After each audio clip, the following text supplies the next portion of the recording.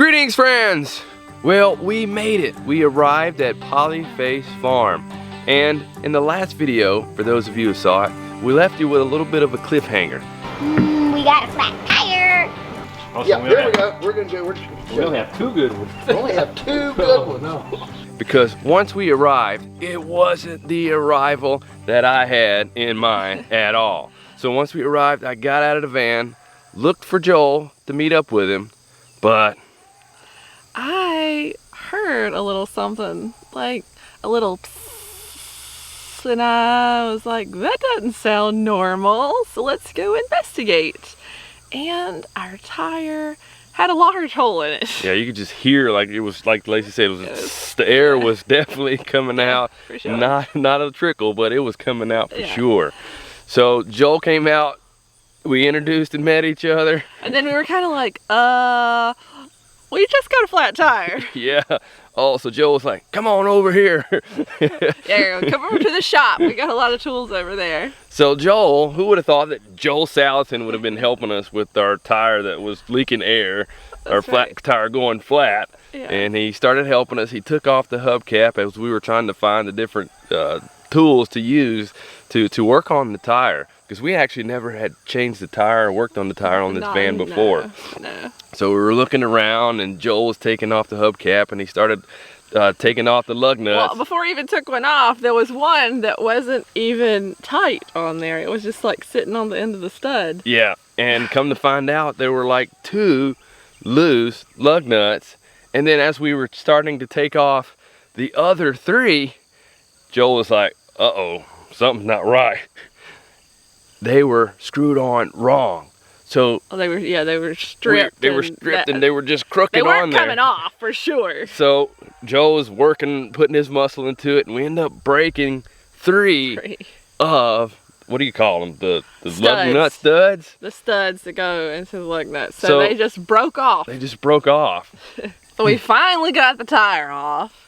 And Mike and Joel took the tire, and there was an intern there, Parker, and he helped us plug the hole in the tire. So Joel and I got the tire back on there, and he said, I have a mechanic here on the farm, and you can just get the parts you need in town, and then come back tomorrow, and he can fix you right up.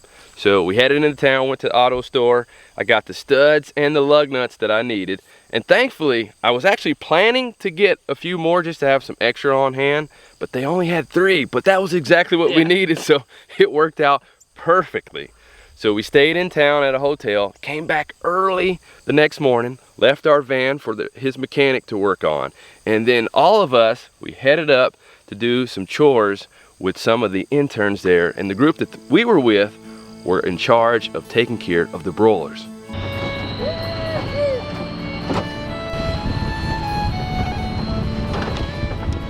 As we were heading up to where the broilers were, we were just noticing the sun just slowly coming up over the horizon. And this area is absolutely beautiful.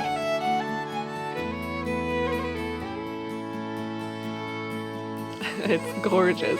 You have a mountain behind you, and the fog was hanging low, and you could see the sun coming over the top, and it just turned into the side of the mountain orange, and there was a cool breeze, and it was just perfect. It was perfect. At Polyface, their interns are called stewards, and Daniel and Joel train their stewards to do the different chores around the farm. And this particular group that we were working with were in charge of the broilers. And it was so neat as we went up there to see all these broiler chicken tractors. It was just amazing.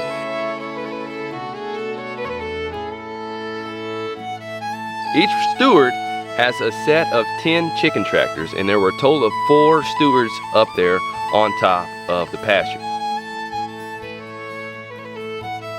And the first steward that we met up with was Daniel. And what's your name? Daniel. Daniel, I'm Mike. Nice to meet you. Nice to meet you too. You're one of the stewards here? I am. Fantastic. How long have you been doing this? Since May. Okay. So 4 months. Sweet. And every day you're in charge of moving the broilers? We rotate, so pretty much every other week, mostly. Okay. We're out here moving the shelters, and we're in charge of a row. 4 rows out here, so 4 stewards Okay, are on it every morning. great. So what do you call that? Is that a hand truck or just some customized hand? I've seen We them. just call it like a broiler dolly, Broiler dolly, okay. or just a dolly. Okay. So first thing you do is you put the broiler dolly inside there. Yep, the Profit. 2 spokes on there go underneath the 2x2. Okay. And then you just rock it backwards.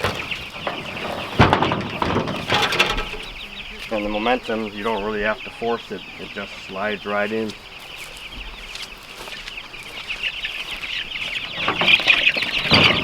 Feed out next. Have to withdraw the feeder. There we go.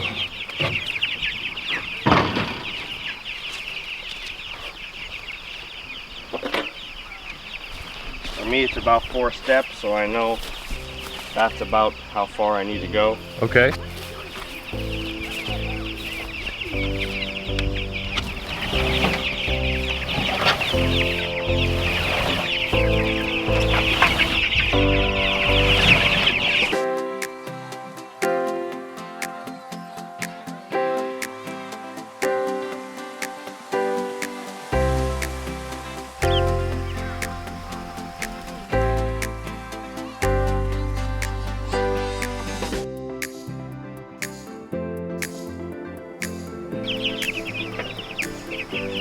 When I first started our homestead, one of the things that I really wanted to do was pasture poultry.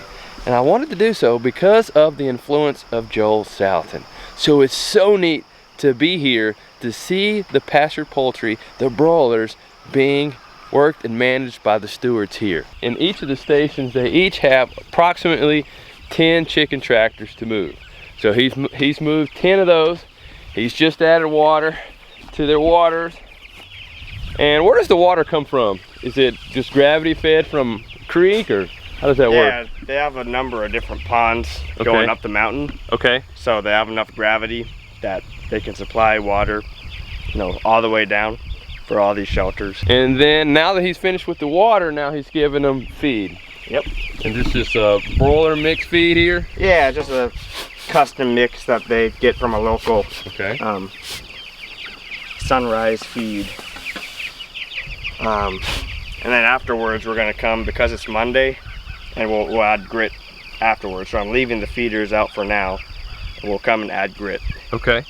So the broilers are moved every day, but Monday is when they give them grit.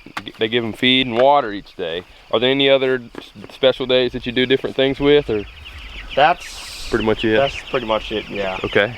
The grit on Mondays.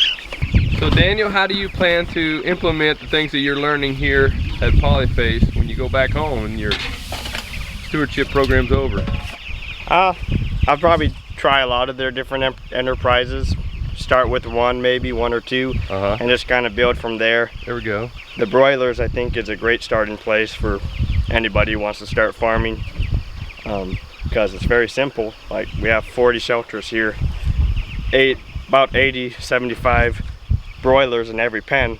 That's a lot of chickens. That is. For a very low cost infrastructure. There we go. So that's a great place to start, in my opinion. And that's probably what I would start with: broilers and layers and There we go. turkeys.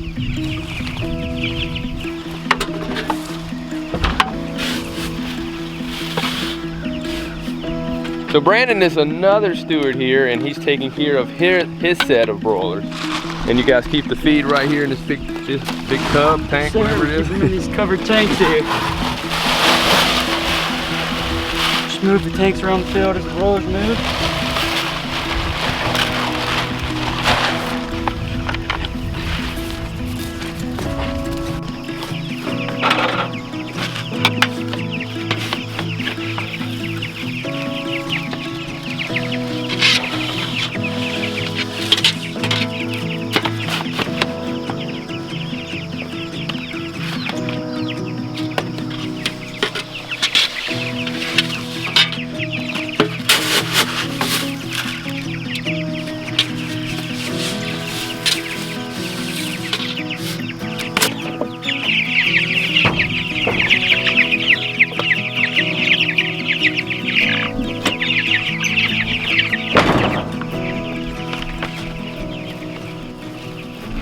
Brandon, with the things that you're learning here at Polyface, how do you plan to implement it once you're done with your stewardship program?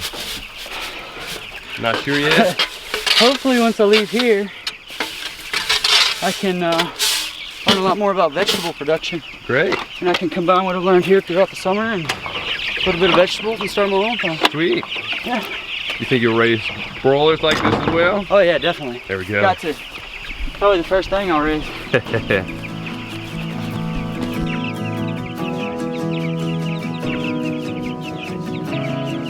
So what I'm noticing about their water is they must have a really, really good flow, because it's actually going uphill now and there's so much pressure behind it. Here's how it comes out. Wow. So here in their broiler area, they have 4 rows of 10 chicken tractors, and within each of the 10 chicken tractors, they have 75 birds. So you add that up together, that's like 3,000 birds. So, wow. That's 3,000 chicken dinners. Pretty beautiful here, isn't it? It's gorgeous. So I love this view. It's just like amazing. The temperature is fantastic, and there's this breeze where, you know, your skin feels cool, and it's just so nice. Or at least I think it's nice, but some other people are having differing opinions about it. A little chilly? A little chilly, Willie? What about you? A little chilly? Super cold. Well, what do you think about how beautiful it is here? It's pretty, but super cold. Yeah, it's not cold. It feels great. Yeah. Yeah, I must say this is one of the top 3 most beautiful places that I've been, just looking around this area. And then seeing that sunrise just now, that's beautiful. So Daniel, did you grow up with any homesteading experience at all? A little bit. We have sort of a hobby farm. Okay. We do turkeys, chickens, a couple pigs. Oldest of 11 kids, so oh, wow. Anything we can do to raise some food for ourselves, we do. That's fantastic. So what inspired you to come here to Polyface and to add on to that, your knowledge and skill of homesteading and farming? Probably reading Joel's books. Okay. I read a number of his books. You Can Farm. I tried some of his things. Pasture Poultry Profits, I read that book. So reading about it, hearing about it, it kind of created this desire to come out and work a summer with him. Awesome, that's fantastic.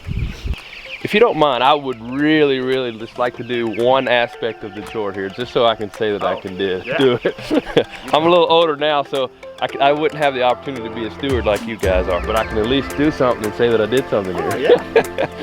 Sweet.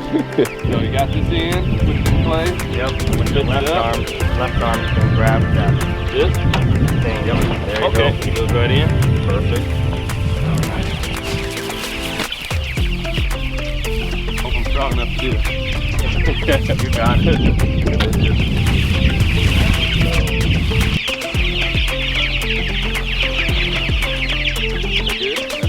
All right.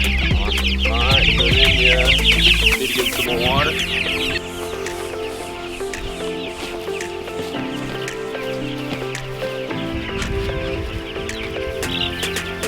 Exercise before and anyway.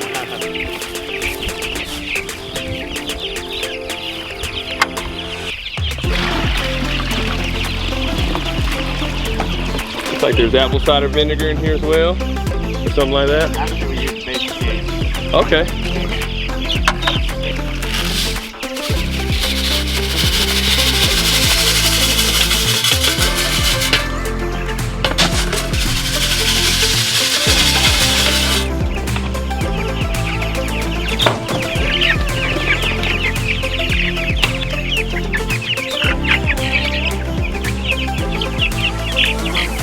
So will you guys see these birds to finish the actual processing? Yeah, they'll all be processed by the time we leave. Okay. And how long is the program here? It's 5 months from May 1st to October 1st. Yeah. Okay. So is it getting a little sad knowing that October's not that far away? Yeah. Oh man. Gonna miss this place. Then again, we get to do your own thing. That's right. And you're close enough where you can come back and visit, because you said Virginia's where you're from, I gotta right? come back and visit. Yeah. Just like family here now. There we go. So even with you being in Oregon, you still think you'd come back and visit? Oh yeah, definitely. There we go. I want to come back here. And how long of a drive was it for you to get here? Oh geez, probably about, it was a five day drive. Oh man. We took some detours. Made fun along the way. Saw some friends. So we finished all that up, and as we were doing that, the other two stewards came over as well, Jessica and Charlie, and we briefly met them, and we even took a picture of the group. And this was just the first hour of our time at Polyface. Yeah. This day was jam-packed full of activity.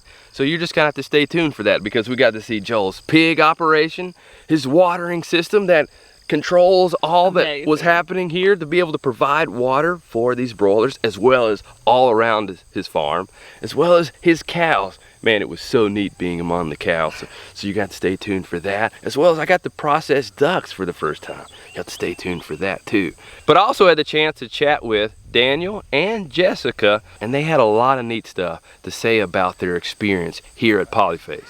All right, so I'm here with Jessica, and she's been an intern here since May? May 1st, yep. And what has been some of the experiences, things that you've learned while you've been an intern here? So much. So my favorite part is the cows. We do a couple weeks rotating with our guy who does mostly cow stuff and moving them and setting up fence, that kind of thing. But I think the thing we've become most proficient at is definitely broiler chickens. Okay. We've seen them from chick in the brooder all the way out into the field, moving shelters every day, and then all the way to processing, packaging, and selling. So we've accompanied on buying club runs where we deliver to customers. And so basically, it's the entire process with meat chickens, which is awesome. Wow. So far, do you feel like you're getting the knowledge that you set out for coming here to learn? Absolutely, yeah. I came here to learn chickens and rabbits, and I've definitely learned chickens.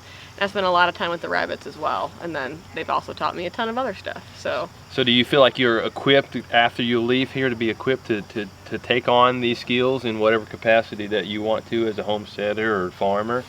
For chickens, yes. Okay. For something like cattle, it requires a lot more learning. It's just really introductory for some of that stuff. Okay. So I'm actually going to stay on with them for another year, try to learn more of the grazing components. But for chickens, absolutely. Okay. The summer is enough to really take that skill and get started. Okay. So what are your goals looking forward? You're going to be on again as an intern for the next season. But after that, how do you think that you will apply everything that you're learning here? Will you actually think you'll raise broilers and things like that? Yeah, I want a diversified farm. So Okay. I don't know exactly what I want that to look like yet. I want to Okay. get a little more experience with some of the other animals first. But I definitely want to raise multiple things. And whether or not I would stay and try to work with them in the future or go work for someone else or maybe someday have my own business, I haven't really decided yet. Gotcha. How's it been learning from Joel and Daniel on a day-to-day basis here? It's fantastic. They're incredible teachers. I didn't really know what to expect teaching-wise coming down here because they're farmers. Mm-hmm. But I'm a teacher, my background. Okay. And I recognize a lot of the strategies they use, and it is absolutely phenomenal. Like, I could not give a better recommendation for the education. That is great. And for anyone who is considering applying to be an intern, what would you tell them? Be prepared to work hard and learn something every day. You know, some days it's obviously educational. We do a tour of something. Other days you're just working, but if you're looking, you'll find a lot of information to take away from it. That's great. So I'm here with Daniel, and actually earlier today I was working with Daniel, actually was watching Daniel as he was moving the broilers. And Daniel has been an intern here at Polyface Farm. And Daniel, since you've been here, what are some of the things that you've got out of your experience here? What has been some things that you have gained? Well, I really enjoy seeing just how it all works together, their systems. They work really hard to stack their systems in a way that is efficient and that complement each other, which, I mean, I already knew that's kind of what they're big on, but actually seeing it play out has been probably the most interesting thing to be a part of. So Daniel has come from Oregon all the way here to Virginia to be an intern here, so that shows dedication. So, Yeah. A number of them have traveled distances to be here to learn. What is it like being able to learn hands-on from Joel and Daniel on a regular day-to-day basis, to have the access to them? Oh, it's just amazing, especially both of them. They've been doing these internship programs for a long time, and you could just tell. I could tell from the first day that they're such amazing, probably the best teachers I've ever worked with. They really slow down, they're patient with you, and they kind of, work on your level, teach at your level in a way that it just clicks. So they're amazing teachers, and they know what they're talking about. That's great. Now you come from a little bit of a homesteading background already, but what do you envision applying the things that you've learned here to what you're going to do in the future? Well, I want to take a lot of these enterprises and just probably pick a couple at a time and just really hone in on them and scale them up slowly, and then just keep on adding enterprises, because they do a lot here at Polyface. I can't do it all at one time, but I'd probably pick broilers or layers or something like that and just start with that, get it to where I like it, and then add other enterprises, kind of like what you're saying, just incrementally. That's great. Now, what would you say to someone who is considering applying to be an intern here? What would you say to them? I just say, be ready to embrace the farming lifestyle, because that's one of the things I love being here, is that you're never, especially right now when there's not much to do outside, but you're always, on the farm. You're always farming, and it's just, embrace the lifestyle, embrace the work, and just see how much you can get out of each and every day. So you're getting more than you bargained for here, I guess. Yeah. You're getting a whole plethora of experiences and things to equip you big time. It's awesome. All right, well, thank you. Thank you. Well, make sure you stay tuned so you can see the other videos that we promised earlier, as well as check out the show notes below, because you can check out Polyface Farm website and you can get neat shirts like this one right here. And hats like this right here. They also have a lot of educational material that is really helpful. Books written by Joel, some DVDs, and more. You can apply to be a steward. However, they're already booked up for 2021, so you have to wait to 2022. Well, that's it for now. We'll see you next time. Bye, guys.